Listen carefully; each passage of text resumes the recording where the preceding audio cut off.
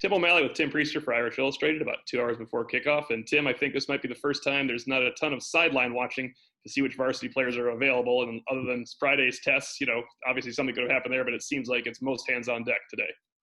Yeah, and Notre Dame needs that. We saw how it impacted their defense last week, and Brian Kelly was very optimistic. We didn't ask about Ben Skronik, but with Kevin Austin back and Braden Lindsey apparently 100% still, their frontline receivers are available. And I really think, Tim, the closer I get to this game, I think they're going to need that. I think that Louisville is being underestimated. They're way better than a 1-3 team. I'm well aware of their defensive issues. Yeah. But I think their offense is going to be a handful today. Yeah, it's almost Notre Dame's full team against Louisville's puncher's chance in the offense. But that offense, when that offense is going, it is legit. I mean, we kind of warned that Florida State could score a little. You've been on this point all week. Florida State, they don't have the weapons compared to what Louisville has. A couple wide receivers, a tight end, a running back, Javian Hawkins, that is one of the best in the country for consecutive years running. Notre Dame's going to have to score today.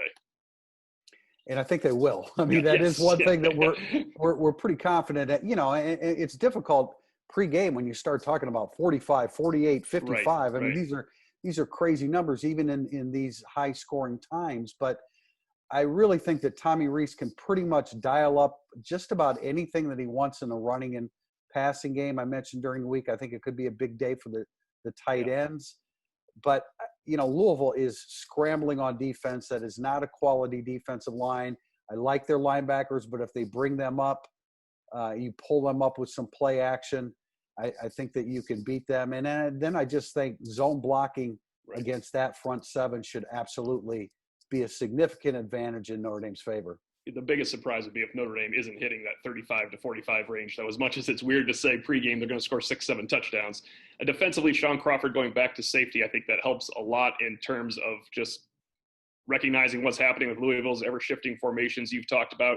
What is your concern for Notre Dame defensively? I guess assuming Myron Tagovailoa-Amosa is not 100% healthy, is that fair if he were to come back to practice on Monday or Tuesday this week? Yeah, and I just think the pace of what Louisville does, you can't count on them turning it over 2 or 3 times every week. And can you say they're due not to turn it over? They are a freewheeling offense, and I realize they just go for it. So they are in a position a little bit to commit turnovers. Yeah. Notre Dame's only forced 3.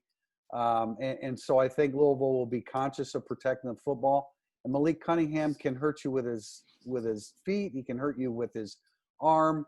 And then we know about all those skill position guys we talked about all week. So I guess we're saying high scoring game.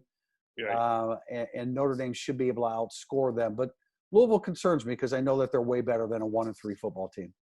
I have been on the fact that I think Notre Dame is going to introduce the third running back, or will reintroduce a third running back with Sibo Flemistor or someone else. Who is your player to watch in the passing game? Because you have pointed out that Ian Book is going to have some lanes to throw today. Yeah, I think it's the tight ends.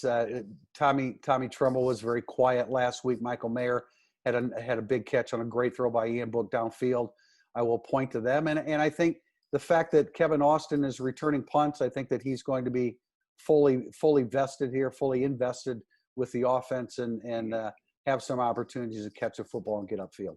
That's all for us pregame. We'll be back postgame with more instant analysis from Irish Illustrated.